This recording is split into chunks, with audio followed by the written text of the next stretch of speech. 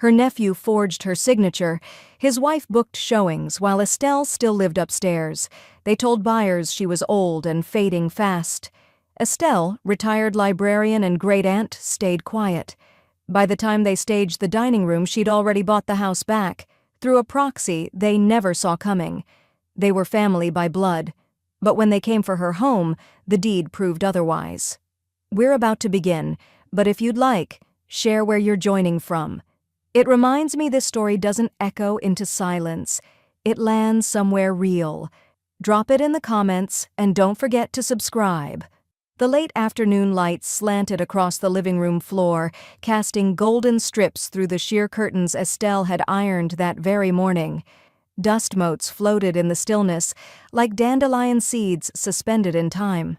From her wingback chair in the corner, Estelle sat quietly, a worn hardcover copy of Wuthering Heights open in her lap, but untouched for the last 20 minutes.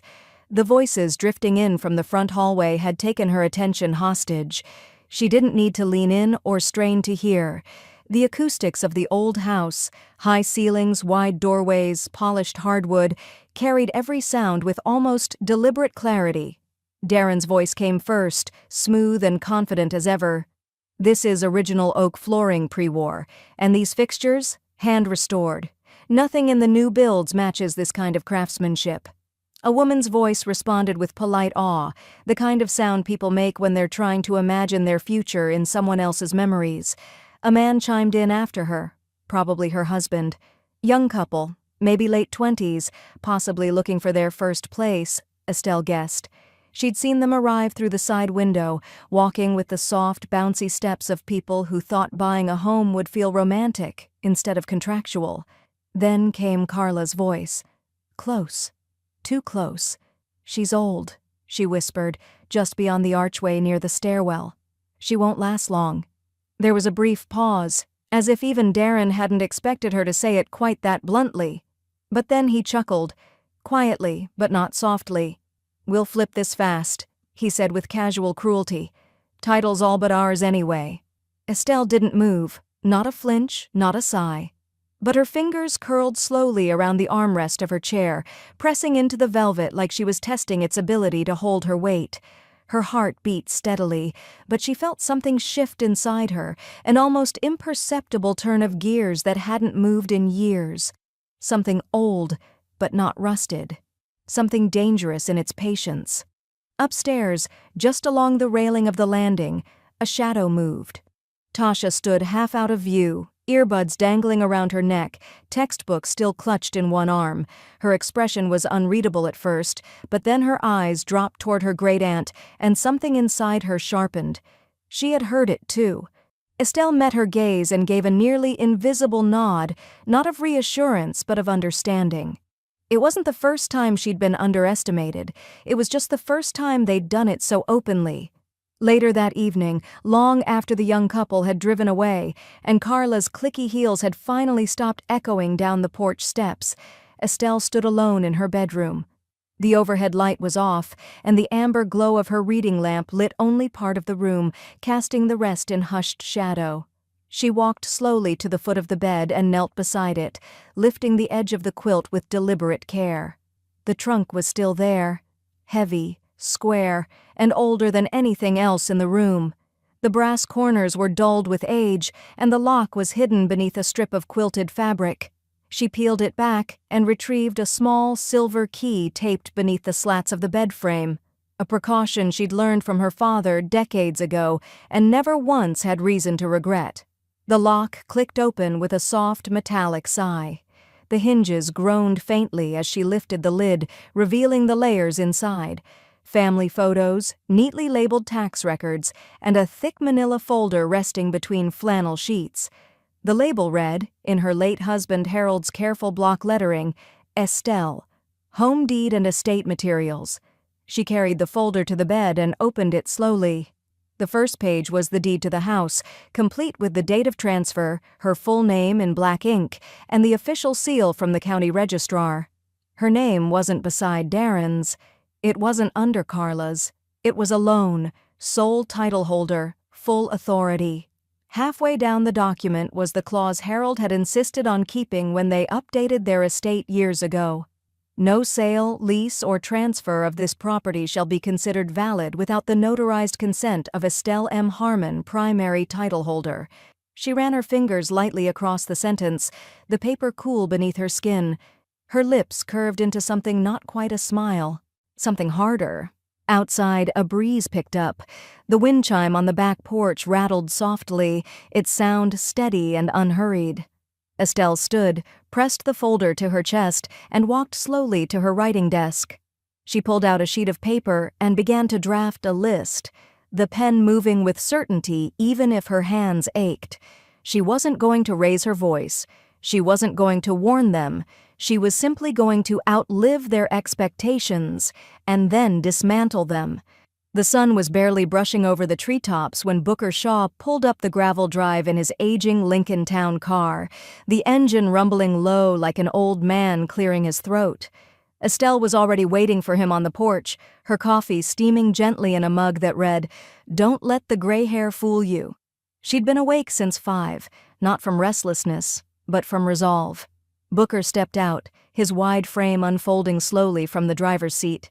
He still wore suspenders like it was the 1980s, and his fedora sat just slightly askew over his salt and pepper hair. His gait was slower these days, but his eyes, warm and hawk-sharp, missed nothing. He took one look at Estelle's face and didn't bother with pleasantries. "Let me guess," he said, mounting the first porch step. "They tried to push you out." Estelle didn't answer right away. She turned, pushed open the screen door with her elbow, and nodded toward the kitchen. "Come inside. Bring your appetite and your reading glasses." By the time they were seated, the deed folder lay flat on the table between them, flanked by a warm plate of buttered biscuits and 2 fresh cups of dark roast. Estelle wore her reading glasses low on her nose, but her voice was clear as a bell. "They think I don't know what forged consent looks like," she said, flipping to the second page. "Harold and I had this redrafted in 2004. We knew what family could do when money starts whispering in their ears." Booker leaned in, eyes scanning the text carefully. His lips pressed into a line as he reached the clause halfway down the page. "No transaction of this property shall be recognized without the notarized consent of the primary title holder," he read aloud. "That's you, still and only you." "They didn't even bother to check," she said, more disappointed than surprised. "Darren's been prancing around this house with couples like he's the rightful heir. Carla's listing is live, multiple showings booked through the week." Booker's expression hardened. "And you didn't give a single signature?" "Not one." Estelle sipped her coffee. "But someone did." He leaned back in his chair, nodding slowly. "Then it's fraud." "I want to make it official," she said, already reaching for a second folder. "Amira Dean, that young attorney who helped the Donovans last year when their son tried to sell their rental behind their backs. I called her last night. She's taking the case." Booker let out a low whistle. "She's good. Ruthless in court, but patient with her clients. The kind of woman who'll read every word on every page twice and smile while she dismantles you." "Which is exactly what this situation calls for," Estelle said calmly. Outside, a delivery truck rolled by. She barely noticed. Booker tapped the deed with one finger. "You said Carla's listing is still up?" Estelle pushed a tablet toward him. "Active. MLS number still public. She's got 4 showings scheduled for this week alone, and the photos were taken while I was in the house. Look here, there's a picture of my piano in the background." "Jesus," Booker muttered. "They're listing a home they don't own without the owner's consent, and they're walking people through like it's a done deal." Estelle nodded, then reached into a third folder. "That's not all. I'm updating my will this week. I'm naming you temporary executor, just until things settle." Booker blinked, caught off guard. "You sure about that?" "I am," she said. "I trust you to act on my behalf, and not just because we used to trade mystery novels back in '98. A soft chuckle escaped him despite the tension in the air. "And if I need someone to escort a cease and desist to that brokerage office," she added, "you're tall enough to make them read it." Booker smiled, but there was no humor in it. "I'll wear my court shoes." A silence settled between them, but it wasn't heavy. It was focused. The kind of silence that comes after a decision has been made and before a storm officially begins. Estelle stood, walked slowly to the window, and looked out toward the detached garage apartment.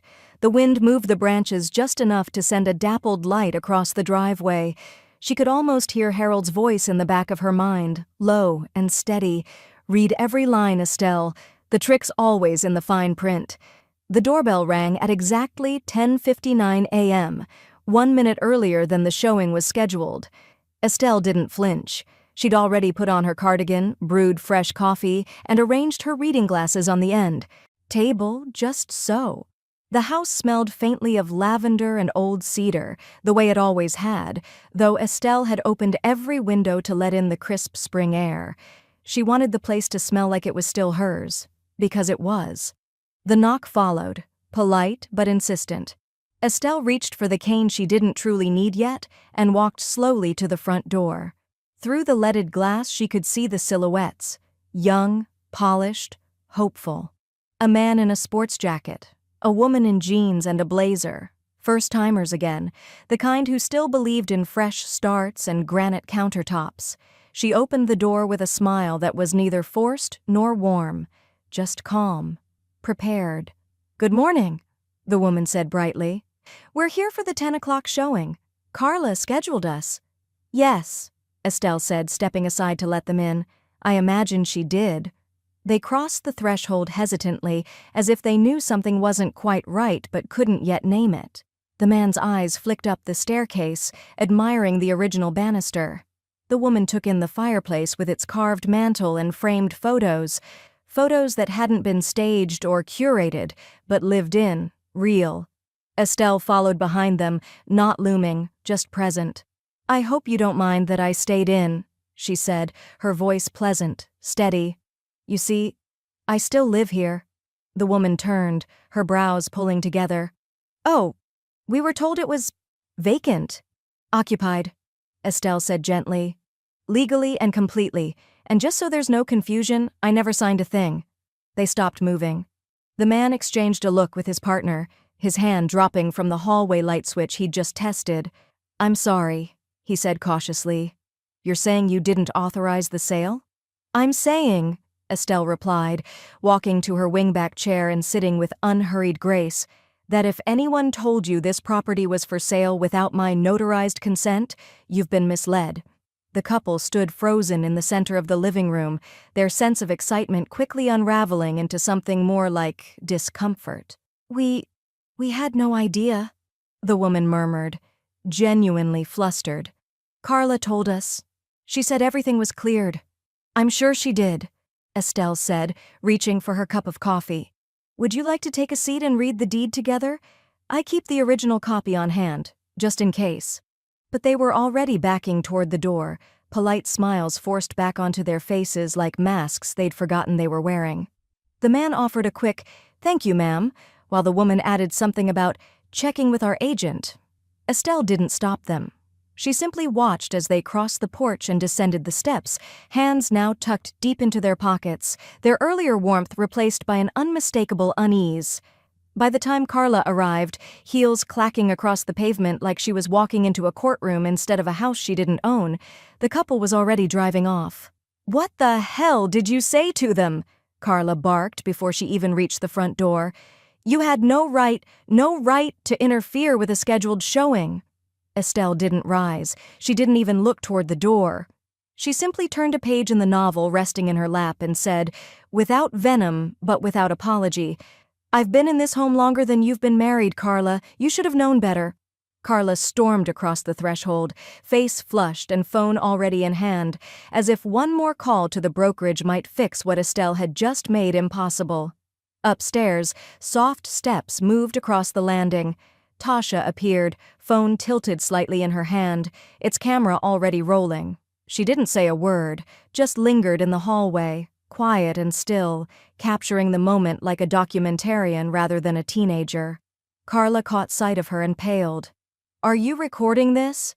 Tasha blinked, gave the faintest shrug, and said nothing.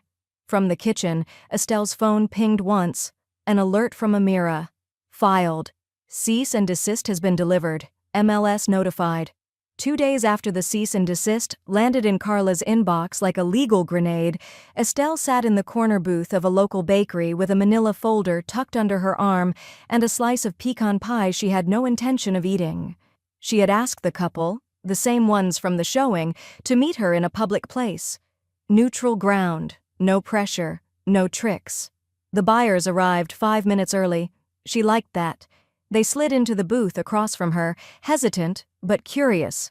The woman clutched a small planner. The man carried a folder of his own, though he never opened it. "Thank you for agreeing to this," Estelle said, folding her hands on the table. "I know the situation has been unusual."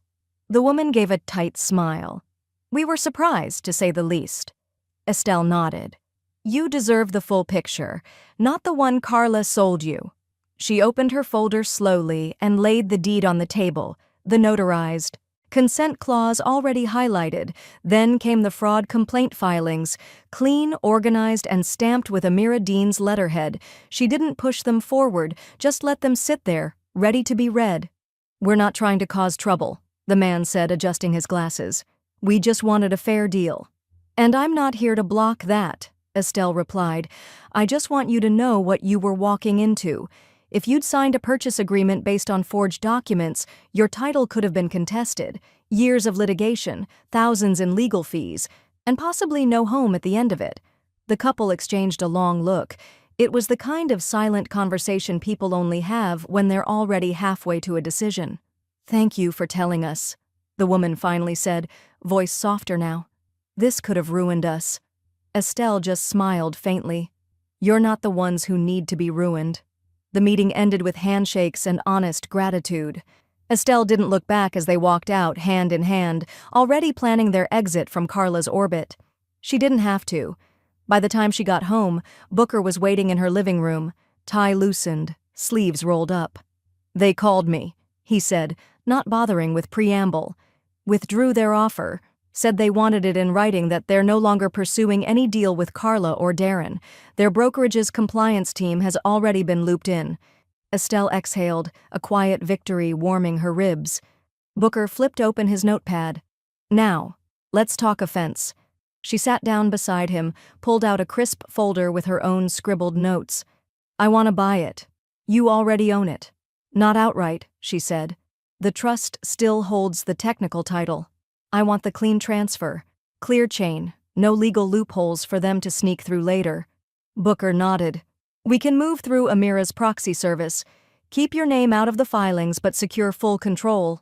"And while we're at it," Estelle said, pulling out another slip of paper, "I'd like to place a quiet bid on Darren's home, not a flashy one, just enough to get on record, through the same proxy, of course." Booker paused mid-note. "You're serious?" "I've never been more." He chuckled low, then caught her expression and stopped. "You're not just going to stop the train, Estelle. You're going to reroute the tracks." "I'm going to build a whole new station," she said simply.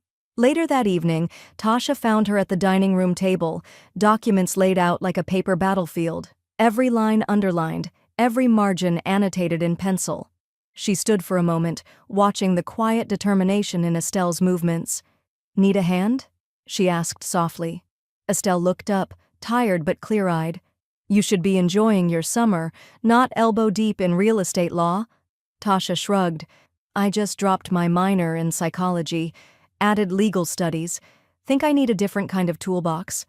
Estelle leaned back in her chair, assessing her like a general sizing up her new lieutenant. "Amira's looking for interns." "I already emailed her," Tasha said, lifting a folder off the table. "I'm in." The city records office was quiet that morning, cool, sterile, and humming with the soft flicker of fluorescent lights. Outside, spring rain tapped gently against the tall windows, and somewhere down the hall, a copier jammed and groaned. None of it touched the calm inside room 217, where Estelle sat opposite Amira Dean. Amira's suit jacket was folded over the back of her chair, her sleeves rolled to the elbows. She worked like someone who respected precision as a kind of weapon. Every clause, every comma sharpened to cut clean. Her keyboard clicks were quick but unhurried, each stroke confirming a step in the transfer that would shift the house back into Estelle's hands, this time completely, irreversibly. LLC is registered. Clean address, no name traceable to you or the Harmon estate, Amira said without looking up. Title transfer will file with the city by 3 p.m. today. You'll receive formal confirmation by mail and digital backup through the firm. Estelle nodded once. She wasn't used to silence meaning victory, but this silence did. It was the silence of systems working on her behalf for once, not against her. The check cleared 2 days ago, Amira continued. Wire went through clean, no flags, it's done in all but formality. Estelle folded her hands on her lap. And they still think it's moving under their timeline? Amira finally looked up. Her smile was small, dry, but full of satisfaction. Carla emailed yesterday morning about wallpaper samples. Apparently they're planning to modernize the dining room. Estelle gave a quiet snort. That wallpaper's older than their marriage. Down the street, Carla stood in the showroom of an interior design firm, running her fingers over fabric swatches, blissfully unaware she was decorating a house that no longer legally involved her in any capacity. Darren was on speakerphone, barking about fixture allowances, while Carla texted 3 different contractors, all of whom had been told the house was as good as theirs. The ignorance wasn't just satisfying, it was useful. Later that afternoon, Booker met Estelle at his office on the 2nd floor of a converted carriage house, his tie already loosened and his readers perched on the tip of his nose. The closing paperwork sat waiting on a polished cherrywood desk beside an open folder marked Harmon Transfer, Final Signature. Booker slid the last page toward her. All yours, he said softly. Estelle took the pen without ceremony and signed her name. No hesitation, no flourish, just the same steady handwriting she'd used to label Harold's old tax boxes. Booker watched her for a moment, then leaned back with a sigh. Feels good, doesn't it? It feels like breathing again, Estelle said, capping the pen. As she stepped out onto the porch of the office building, her phone buzzed once in her bag. She didn't check it. She already knew what it was. Darren. He'd probably just heard the sale was finalized. Maybe he thought it was time to gloat. His usual script when he believed the deal was sewn up. He always called right before contracts closed, like a child tapping the glass of a fishbowl to watch something squirm. Estelle let the call go to voicemail. She didn't owe him noise. That night the sky was clean again. The rain had moved on, leaving the sidewalks dark and shining beneath the porch lights. Estelle sat in her robe with her feet tucked beneath her on the couch when Tasha came in through the back door, holding a small brown bag and grinning like she'd just pulled off a heist. "Mint chip," she announced. "Your favorite. You own this house now. You get dessert first." Estelle arched an eyebrow. "Technically, the LLC does. Which you control." Semantics. "Power," Tasha countered, already digging out 2 spoons. They sat quietly for a moment, the weight of the day finally settling in, not as exhaustion, but as something steadier. Ground beneath the feet, a kind of earned stillness. Tasha nudged the bag toward her. "You know what this makes you, right?" Estelle shook her head. "Your own landlord." Estelle smiled slowly, then leaned back and looked around the room. Her room, just as the wind brushed against the windows like it had done for decades. The sound of unfamiliar voices echoed down the hallway, muffled orders, laughter too loud, footsteps too heavy for the floors that had known decades of quieter days. Estelle didn't need to leave the sunroom to know who had arrived. The rhythm of disruption had become its own kind of signal. She sat calmly in her cane-back chair, a china teacup balanced lightly in her hand, watching the morning light scatter across the garden through the wide bay windows. Her hydrangeas were beginning to bloom, deep blue this year, richer than the last. She'd watered them herself at dawn, steady and silent. In the foyer, Carla's voice rang out like she owned the place. "I want this wall gone completely," she told the contractor. "Open concept is key. The dining room needs to breathe." The man with the measuring tape gave a hesitant nod, glancing at the trim with a kind of reverence he didn't voice. "That's load-bearing, ma'am. Could take out the arch, but we'd need permits." "Figure it out," Carla said, breezing past him toward the kitchen. "We're bringing in quartz and brass. That dated tile has to go." She was in full stride now, texting one person, talking to another, juggling a coffee in one hand while her heels clicked across hardwood like a countdown clock. Estelle could hear every word, every confident assumption, every plan being made in the ruins of a fantasy Carla still thought was hers. She took another sip of her tea, unmoved, then the front door creaked open again. Booker's voice entered like a different kind of weather system, low, slow, and backed by legal weight. "I'm looking for Mrs. Carla Harmon," he said, letting the screen door slam just enough to announce he wasn't here to be polite. Carla poked her head out from behind the butler's pantry wall, still smiling. "Booker? What are you doing here?" He didn't return the smile. "Delivering a legal notice. You're trespassing. So are your contractors." The smile faltered.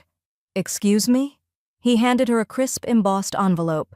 "Immediate termination of all unauthorized activity. Cease and desist for misrepresentation of property ownership. Formal revocation of any implied or assumed contracts executed in bad faith." Behind her, the tile guy and electrician stopped moving. One set down a drill, another backed toward the door. "Where is Darren?" Carla snapped, her voice rising. "He said everything was clear. This is harassment." Right on cue, Darren stepped in through the side entrance, sunglasses on, phone in hand. He took one look at Booker, then Estelle emerging from the sunroom with a leather-bound folder, and his face clouded over. "What is this?" he said, loud and theatrical. "You don't even have the authority to issue—" Estelle cut him off simply by opening the folder. She didn't speak until she reached the middle of the room, flanked by sunlight and quiet force. "Here's the deed. Full transfer, recorded and filed. Here's the revocation of any previous estate-held interest. And here," she laid down the last page carefully on the console table, "is the cease and desist from Amira Dean's office. You'll want to read that twice." Darren scanned the first page, then the next, then back again, eyes darting like he was trying to find a loophole by sheer willpower. "You bought it?" he said, incredulous. "Technically, a proxy I control bought it," Estelle replied, "which is why you never saw it coming." Carla let out a disbelieving laugh, but it was too sharp around the edges. "This is sabotage," she said, stepping forward. "You lied to us. You set us up. We've already put down deposits, made calls, sent contractors. You're trying to ruin us." "No," Estelle said, folding the folder shut. "I'm showing you what it feels like to be pushed out of something that should have always been yours." Outside, one of the contractors started his van. Another walked off toward the curb, phone pressed to his ear, murmuring, "You didn't tell me this was under dispute, man." Inside, silence stretched like wire. Booker stepped forward, his voice calm but undeniable. "You'll need to vacate immediately. Any further entry will be documented and prosecuted under civil trespass." The first page Amira slid across her desk was printed in black and white, but it might as well have been fire. It was a scanned PDF of the forged pre-approval document Darren had submitted 3 weeks earlier. His signature was real. Estelle's was not. Amira tapped one corner with her pen. "He didn't even bother to fake the notary seal properly," she said, her voice dry and calm as a blade. "Copied an old template, didn't change the serial. It's traceable, instantly." Estelle nodded, her fingers folded neatly in her lap. She hadn't spoken much since the confrontation at the house. Now that the property was secured, her war had shifted, less noise, more precision. "And this," Amira said, pulling out a second folder, "is a full printout of the MLS listing Carla published, still active until 3 days ago. You'll notice the legal description they used matches the language Darren copied off the original deed, not the revised estate copy, which means they accessed your private trust documents without authorization." Estelle leaned in slightly. "Can we prove that?" "Already did," Amira replied, handing her a notarized affidavit from a former assistant in Darren's office who'd left just after Christmas. She confirms he opened the Harmon file without permission and discussed accelerating the handoff of the home.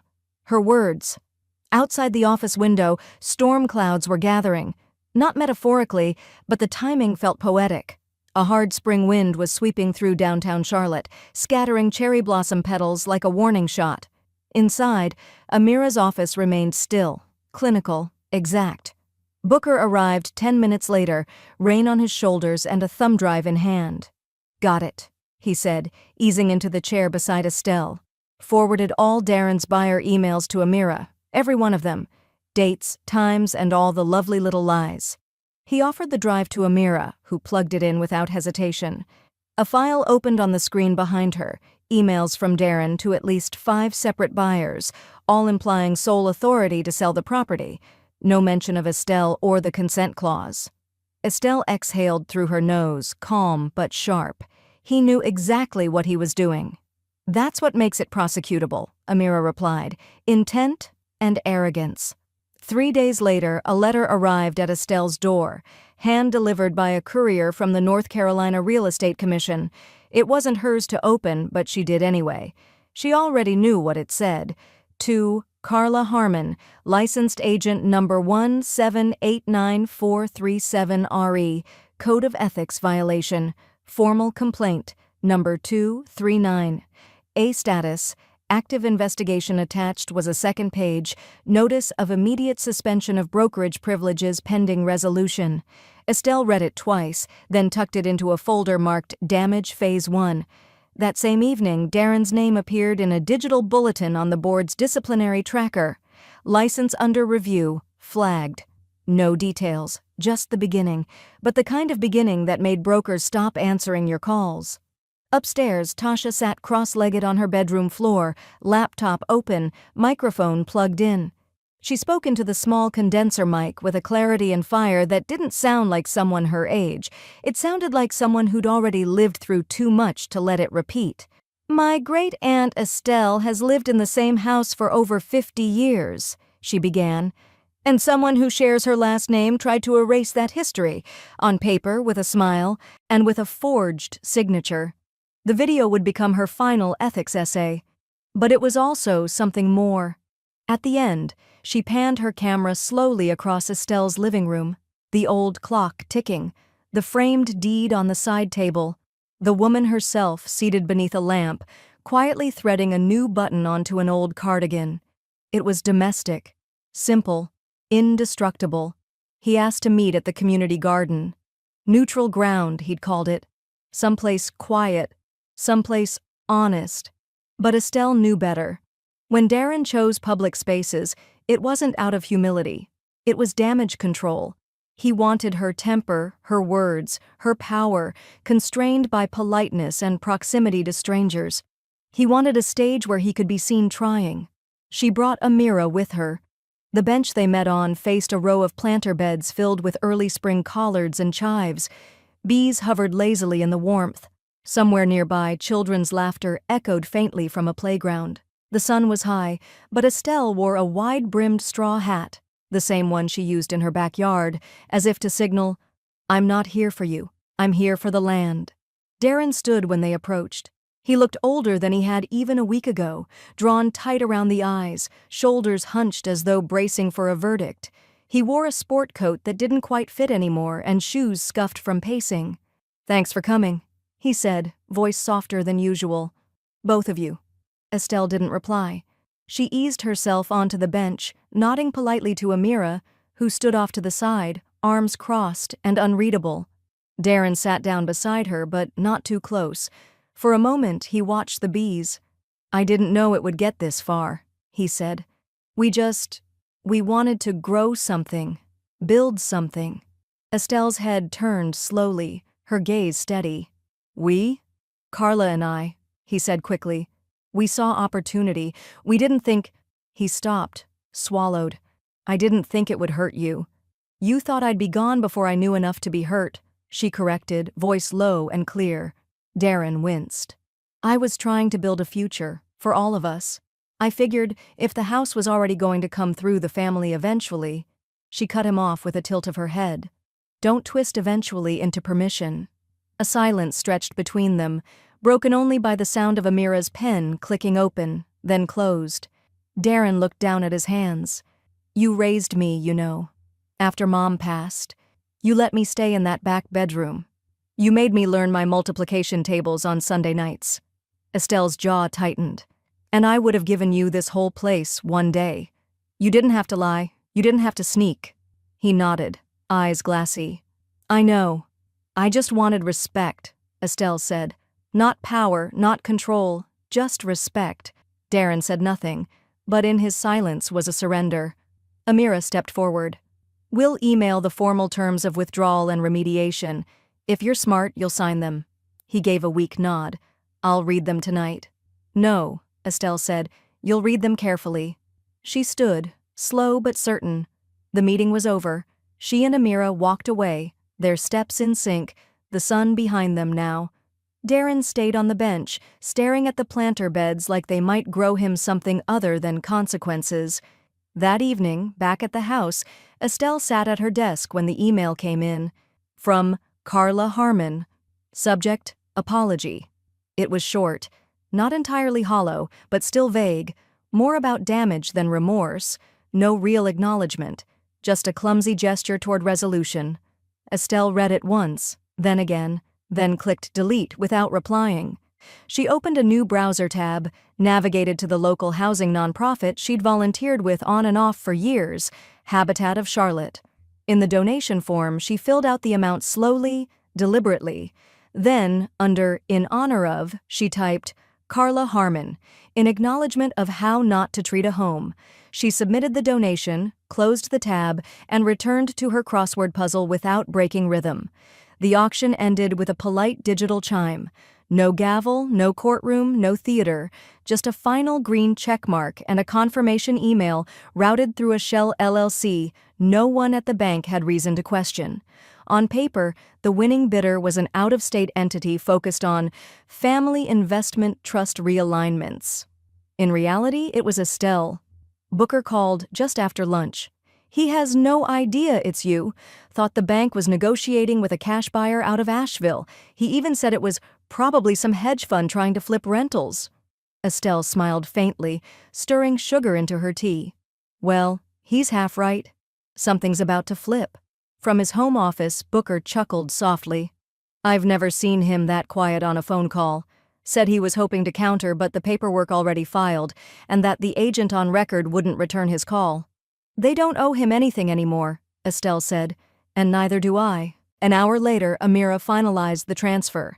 The deed was processed through the proxy firm. The LLC assigned ownership directly into trust, not under Estelle's name, but under Tasha's. Quietly, cleanly, permanently. Tasha stared at the digital confirmation on her laptop like it was a map to another life. I own it? She asked, blinking slowly. You will, Estelle corrected, handing her the thick envelope with the original documents. Technically, the trust holds it. But you're the sole beneficiary. It's under your protection now. Tasha's hands trembled as she took the folder. But what about them? They're still living in it. Not for long, Estelle said, and not on their terms. That evening, just before sunset, Estelle folded a single sheet of cream stationery and slid it into a black envelope tied with a red silk ribbon.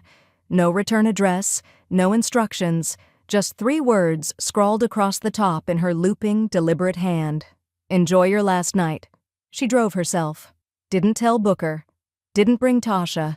Just a calm, private drive through a neighborhood Darren once bragged about upgrading. She parked at the edge of the cul-de-sac and walked to the porch in flats, unhurried, the envelope balanced between her fingers like an offering. No one saw her. She didn't knock. By the time Darren stepped out later to check his mailbox, the envelope was already waiting on the welcome mat, silent, elegant, and final. He tore it open, standing barefoot in the dusk, and for a moment, the neighborhood was still. The kind of stillness that usually comes before storms. Across town, Carla was busy broadcasting her unraveling to anyone still willing to listen. Her post went up around 9 p.m., a long, cryptic tirade about betrayal, weaponized legality, and elder hypocrisy. Though it wasn't clear who the audience was anymore, the likes were down, the comments were sparse. One of her former colleagues replied with just a screenshot of the state licensing board website. Status, suspended, indefinitely. In the Harmon house, Estelle said nothing.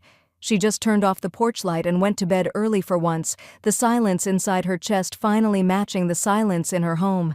That weekend, while Darren paced and Carla packed with her teeth clenched, Tasha walked the perimeter of their now former backyard with her camera. No sound.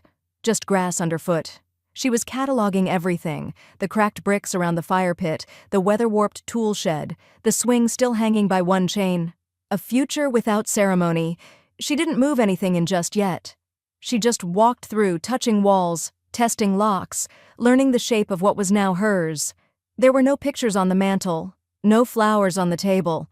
The echo of tension still lingered in the baseboards, but there was light through the front windows. And there was time. The string lights had been hung 2 nights before, woven through the porch railing and across the backyard like constellations laid down with purpose. Estelle had spent hours that afternoon arranging platters of deviled eggs, finger sandwiches, peach tea in glass pitchers, sweating over folded linen napkins. The tablecloth was the good one, the one Harold liked. She hadn't hosted a gathering in over 12 years. Now, her yard was full of voices again. Laughter rose and fell like the sound of wind through trees, gentle and close. Neighbors she'd known for decades strolled through the garden beds with drinks in hand, tracing her peonies with reverence. Some brought pie, others brought folding chairs. No one brought questions. Tasha floated between groups, offering refills and stories. She wore a pale blue sundress. Estelle hadn't seen before, her hair pinned back in a way that made her look older, wiser. She'd begun carrying herself like someone who held something sacred. Estelle sat on the porch swing, one palm resting over her knee, the other holding a chilled glass of sweet tea. The hydrangeas beside her glowed violet in the soft amber light. She was halfway through a conversation with Booker about porch repairs when the hum of tension crept into the yard like a draft under a closed door. A low murmur at the gate. Then a pause. Heads turned. A figure in heels and oversized sunglasses stood at the edge of the gravel path. Carla. Uninvited. Unsmiling. Unaware of just how unwelcome she was. The 2 volunteer ushers Estelle had hired, a pair of no-nonsense sisters from her book club, stood like a wall between her and the rest of the party. One extended an arm gently across the gate latch. "I'm just here to speak with her," Carla said, gesturing toward Estelle. "I won't cause a scene." "You already have," one of the sisters replied, eyes flat. "And you're not on the list." From the porch, Estelle caught her eye. Carla raised her chin a notch, defiant but weary. Estelle sipped her tea. "Must have gotten lost on the guest list," she said, loud enough to carry but soft enough to sting.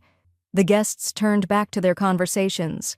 Carla stood frozen for a moment, then pivoted, heels clicking back toward the sidewalk with clipped dignity. No one followed. Booker leaned over, raising his glass slightly. "To staying quiet," he said, "until the paperwork is ready." A warm chuckle rippled through the porch. Estelle tapped her glass to his with a muted clink. Tasha appeared beside them, holding a flat, wrapped rectangle the size of a serving tray. "For you," she said. Estelle opened the package slowly. Inside was a framed printout of the reversed title transfer, the final legal page where her name reappeared in bold, uncontested ink. Below it, Tasha had added a note in pencil. "You didn't just keep your house, you rewrote its story." Estelle touched the glass. "This," she said softly, "belongs in the hallway."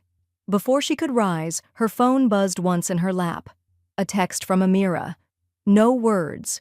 Just a forwarded notification with the county seal at the top. Foreclosure notice, primary residence.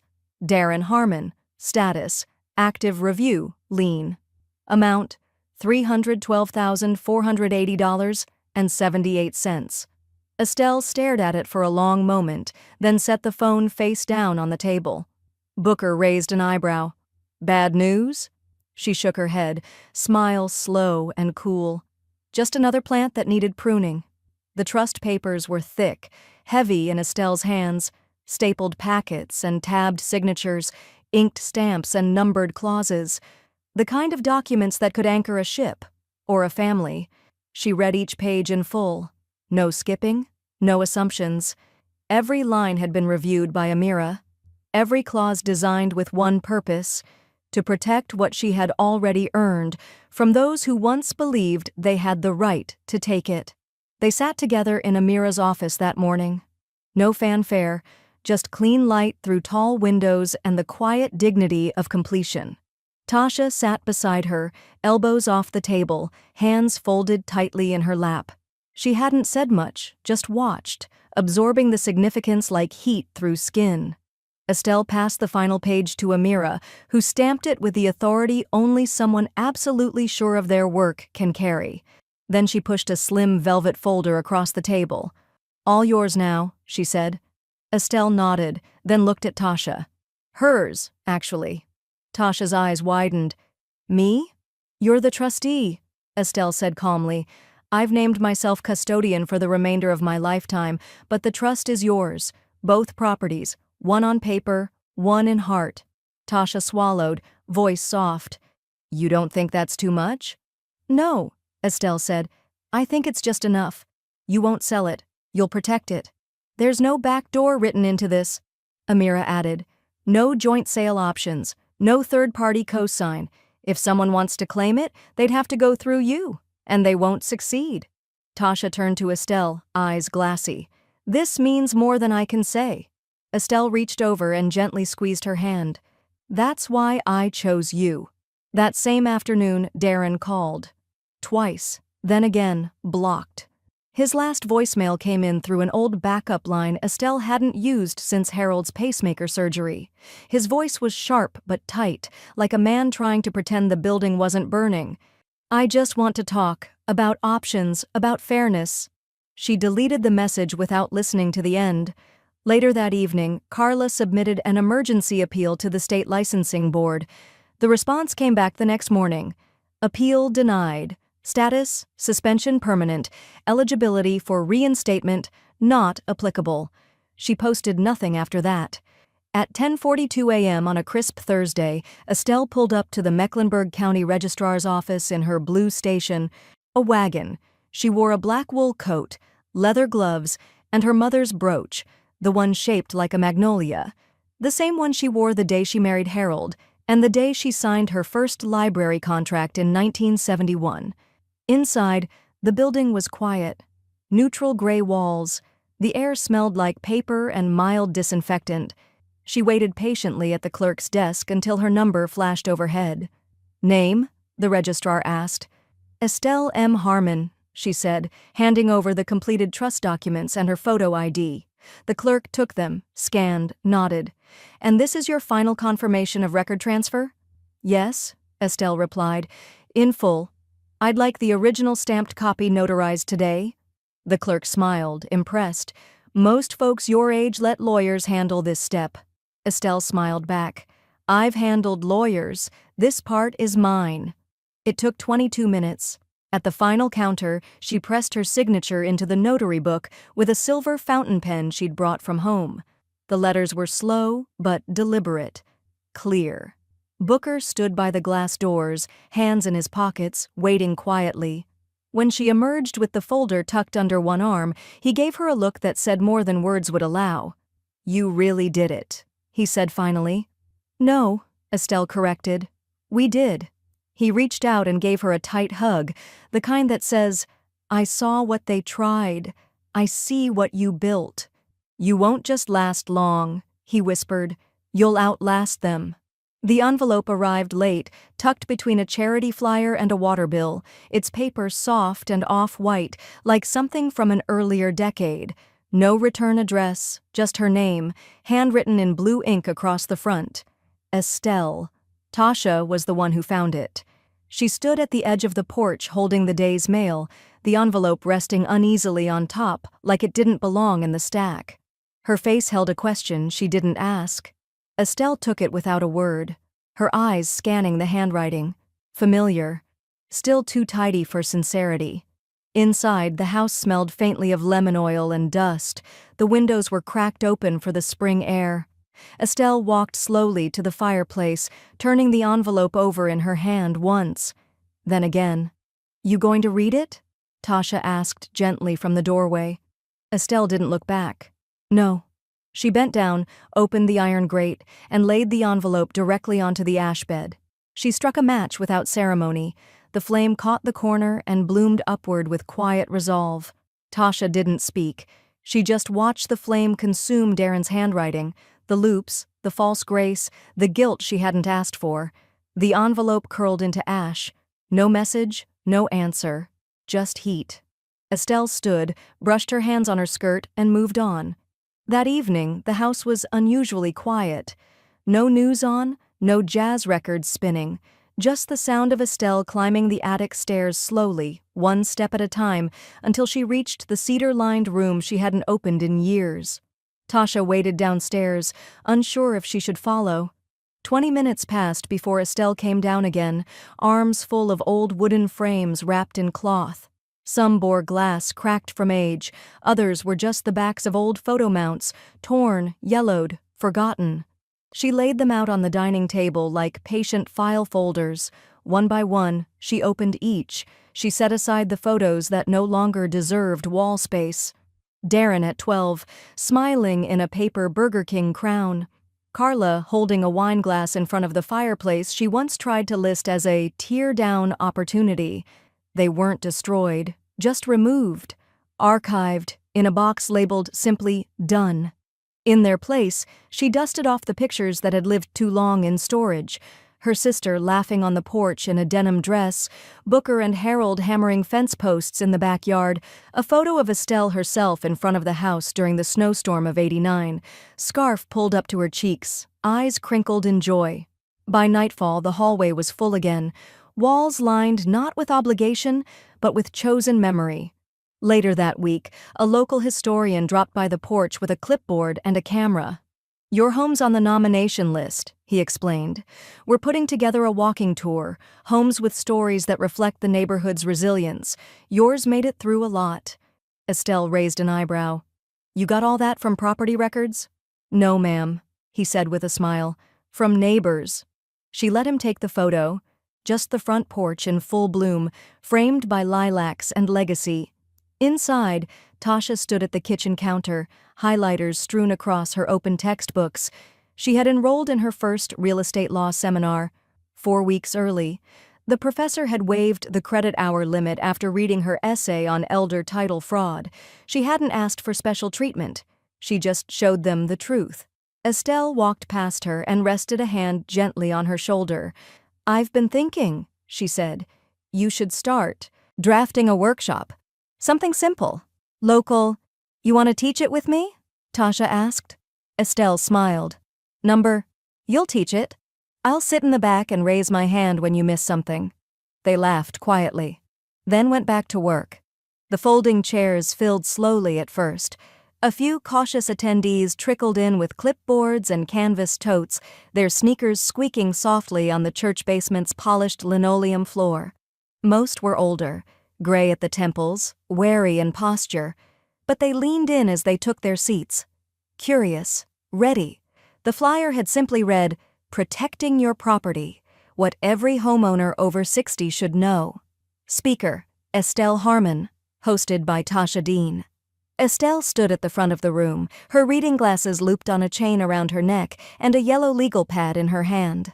Behind her, Tasha adjusted the small tripod that held her phone, camera trained and recording. "Good afternoon," Estelle began, her voice steady but not loud.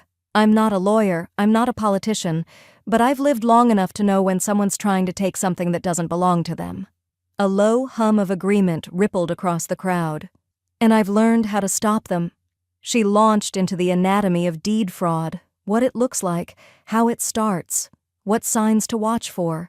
She talked about forged signatures, pressure tactics, the danger of letting family or friends review legal paperwork unsupervised. She passed around copies of fake consent forms and showed how to spot an altered notary seal. But it wasn't fear she dealt in, it was clarity. "This isn't about being paranoid," she said, pointing to the wall behind her. "It's about being prepared." By the time the session ended, 2 pages of sign-ups had filled with shaky cursive and block letters, neighbors, parishioners, even a retired school principal who hadn't attended a workshop in 20 years. Tasha pressed stop on the camera, eyes shining. "Did you get it?" Estelle asked. "Every second," Tasha said, "and it's already uploading." They hadn't planned for it to go viral, but by midnight the video had 8,000 views. By the next morning it had 42,000. The caption, "She lost her house, then bought it back. Now she's teaching us how," seemed to strike a nerve. By Friday, the local news station sent a crew. They interviewed Estelle in her backyard, beneath the string lights that still hung from the last gathering. She wore her porch hat and her courthouse coat. They called the segment, "How One Woman Bought Back Her Future and Taught a County to Guard Its Own." She didn't ask for the attention, but she didn't hide from it either. That week, Booker offered the second floor of his law office for free monthly sessions, the Harmon Series, they called it, legal literacy for seniors, led by Tasha, moderated by Estelle. Flyers went up in libraries and grocery stores. The waiting list grew. Meanwhile, the echoes of old harm thinned out. Darren's name appeared one final time in a property transfer notice filed 2 counties west, a smaller house, an anonymous LLC, a half-hearted second act. "Fresh start," the document read in the comment field. Estelle didn't comment. Carla resurfaced briefly in a rental application flagged by a friend of Amira's who handled tenant screenings for a property management firm. The application was rejected without explanation. No license, no leverage, no sympathy. Estelle hung no banners, made no calls. She just baked a new lemon chess pie and started keeping her curtains open again.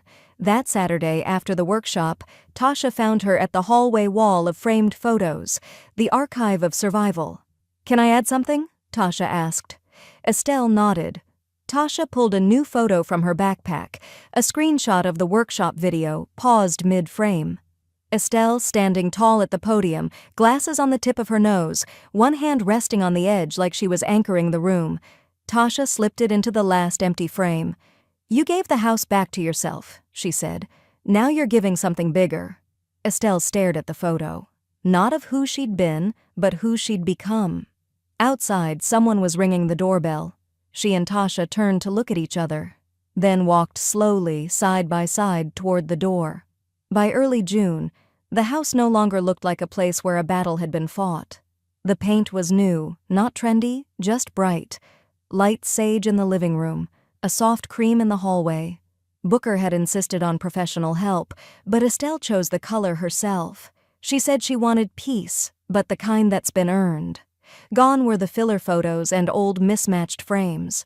In their place, sunlight poured through the front windows and struck the polished floors without interruption. Potted ferns lined the base of the stairs. A hanging pothos now cascaded from the ceiling above the reading nook. Even the hydrangeas outside bloomed like they knew the pressure had lifted. In the corner of the living room, a glass shadow box held 2 items, the original cease and desist letter and the official dismissal notice from the final court filing. Beneath them, the notarized title transfer, flipped, final, untouched. Amira had framed the papers herself, gifting them with a bow and a dry little note attached. "For your records. And your legend." Estelle didn't smile when she opened it. She breathed in deeply, as if the weight of the frame confirmed what her body had known for months but hadn't yet admitted. It was over. On the sideboard sat a small wicker basket. The last few envelopes from Darren and Carla, forwarded mail, loose apologies, one unopened check labeled partial reimbursement. Each one had been returned, unmarked but unmissed. Tasha dropped them off at the post office that morning. "Back to sender," she'd said.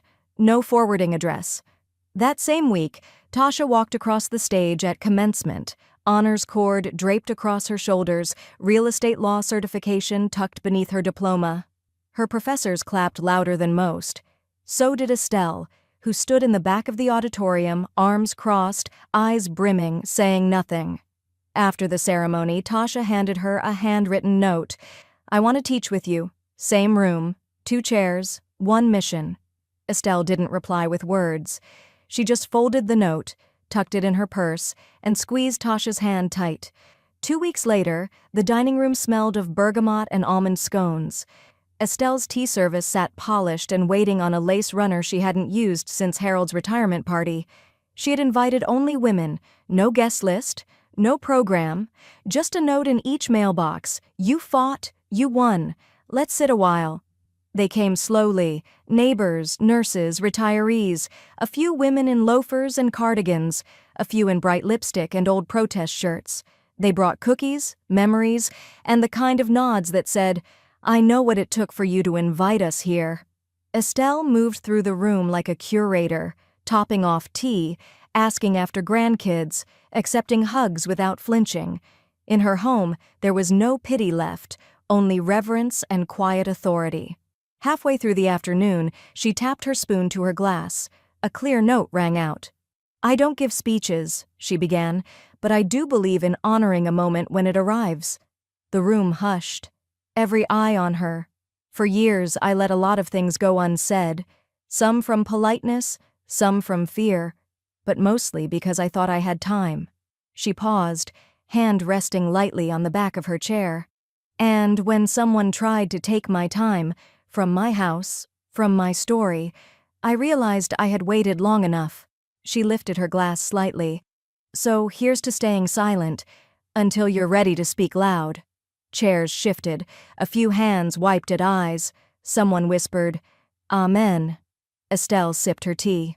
At the back of the room, Tasha leaned against the doorframe, a stack of new flyers in her hand.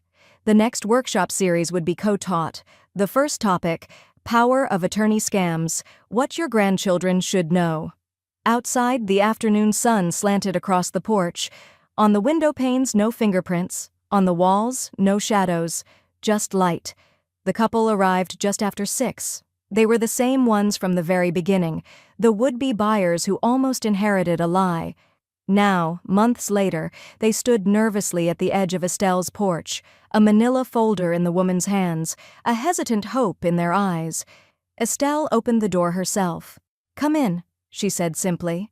They stepped inside, careful not to track in the early summer dust. Tasha waved from the dining room table, where she was organizing color-coded folders labeled Chain of Title, Beneficiary Structure, and Fraud Indicators.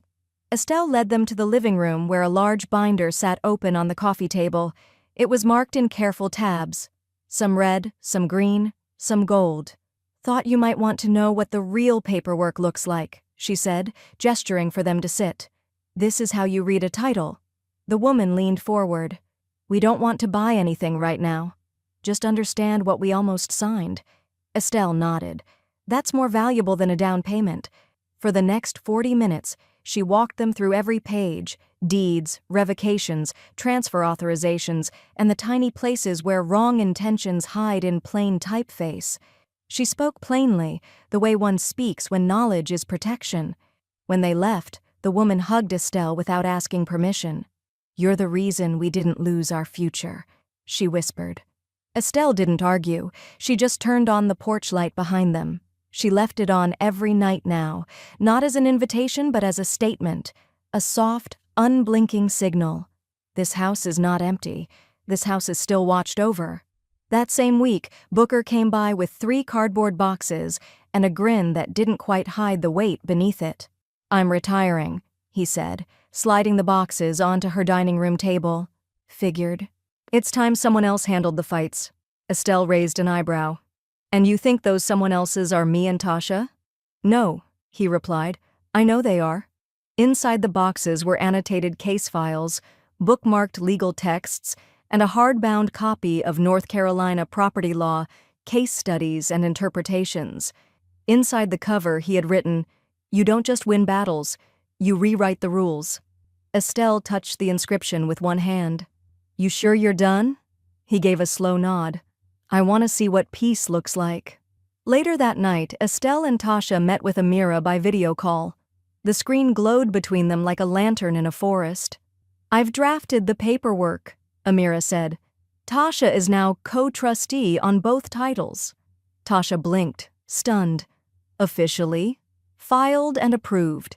Estelle leaned back in her chair. "Now you don't just inherit it, you help guard it." The next evening, Estelle sat on the porch alone, watching the light stretch long across the garden. The lilies were blooming again. A dragonfly hovered near the bird bath. Somewhere down the street, a child laughed, and a screen door clattered shut. She looked down the street like someone who had outlived noise, outlasted bad faith. Across the lawn, a wooden sign now stood staked near the sidewalk.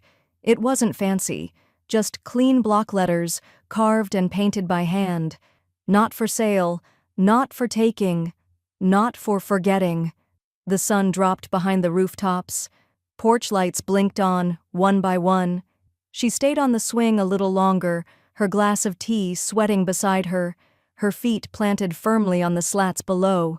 The breeze was mild, her house quiet, her legacy locked. She glanced at the sign once more, then said aloud to no one, "They thought I'd be gone by closing day." I stayed long enough to watch them leave instead.